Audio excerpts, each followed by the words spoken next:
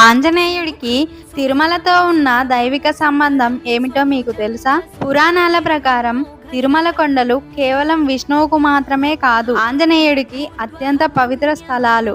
కలియుగంలో శ్రీ వెంకటేశ్వరుడు భూలోకానికి అవతరించినప్పుడు కూడా ఆయన పక్కనే ఉన్నాడు. శ్రీమన్నారాయణుడు తిరుమలలో వెంకటేశ్వర స్వరూపంగా ప్రాప్తించినప్పుడు అని హనుమంతుడిని ఆశీర్వదించాడు. అందుకే తిరుమలలోని అంజనాద్రి కొండ హనుమంతుడి జన్మస్థలం అని పౌరాణికంగా చెబుతారు. అక్కడే హనుమంతుడు చిన్నతనం గడిపి తిరుమలలో హనుమంతుడి కరుణే అని నమ్మకం.